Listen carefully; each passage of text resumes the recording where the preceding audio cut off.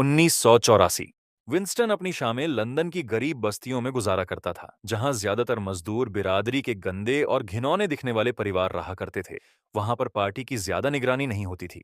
Ministry of truth department lower class लोगों के मनोरंजन के लिए सनसनीखेज नावेल और पोर्नोग्राफी छापने का काम करता था। इसी तरह के और तमाम काम करके शहर के लोगों को अलग अलग तरीकों से इंटरटेन रखा जाता था, जिससे वह अपने शोषण को महसूस न कर पाए। एक दिन विंस्टन कैंटीन में लंच करते समय अपने लैंग्वेज के एक्सपर्ट दोस्त के साथ बातें कर रहा था। तभी विंस्टन को लगा कि उस शख्स के थॉट्स की वजह से शहर की थॉट पुलिस एक दिन उसे जरूर पकड़ने वाली थी। यह सरकार हर तरीके से लोगों को कंट्रोल करना चाहती थी, ताकि लोग कोई सवाल किए बिना बस उन्हें सपोर्ट करते जाएं। ऐसा करने के लिए बिग ब्रदर और उनकी पार्टी चाहती थी कि यहाँ के लोग अपनी जानकारी वाले पिछले सभी फैक्ट्स भूल जाएं। तभी विंस्टन की नजर वहां बैठी हुई एक काले बालों वाली खूबसूरत सी लड़की पर पड़ी, जो उसके साथ ही दफ्तर में काम करती थी। वह लड़की विंस्टन को बड़े ध्यान से देख रही थी। विंस्टन को फिक्र होने लगी कि कहीं वह थॉट पुलिस की जासूस तो नहीं थी। तभी वहां पर लंच टाइम खत्म होने का हॉर्न बजा और सब लोग अपने अपने काम पर लौट गए। इस शहर में सिर्फ शादीशुदा जोड़ों को ही सेक्स करने की आजादी मिली हुई थी। हस्बैंड और वाइफ का सिलेक्शन भी पार्टी ही करती थी। पार्टी की तरफ से हफ्ते में सिर्फ एक बार सेक्स करने के लिए अलाउ किया जाता था। विंस्टन की शादीशुदा जिंदगी ज्यादा नहीं चल पाई थी।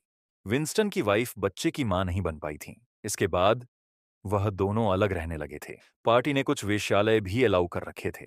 इन वेश्यालयों में ज्यादातर अधेड़ उम्र की औरतें रखी गई थीं, जो खूबसूरत नहीं थीं। विंस्टन सेक्स करने के लिए इन वेश्याओं के पास जाया करता था।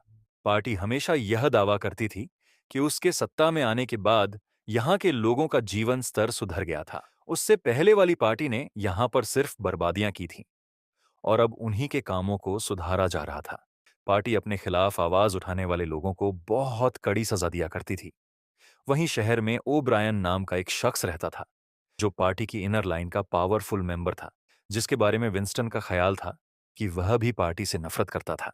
एक दिन जब विंस्टन अपने घर से निकलकर कहीं जा रहा था, तो उसके रास्ते में कहीं से रॉकेट बम चलाए गए और वह फूट गए थे।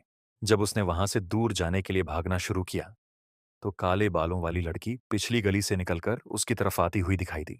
लेकिन उस लड़की ने विंस्टन को पहचानने का कोई रिएक्शन नहीं दिया और वह उसके बगल से निकलकर भागती हुई दूर चली गई। यह देखकर उसको यकीन हो गया कि वह जरूर थॉट पुलिस की तरफ से उसकी जासूसी कर रही थी। फिर इसके 4 दिन बाद, जब विंस्टन अपने दफ्तर में काम कर रहा था, काले बालों वाली लड़की उसके पास से गुजरी और अचानक स्लिप होकर गिर गई।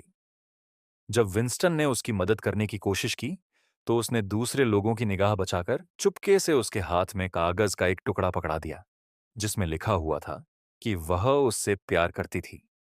लेकिन इसके बाद विंस्टन को उससे बात करने का मौका नहीं मिला।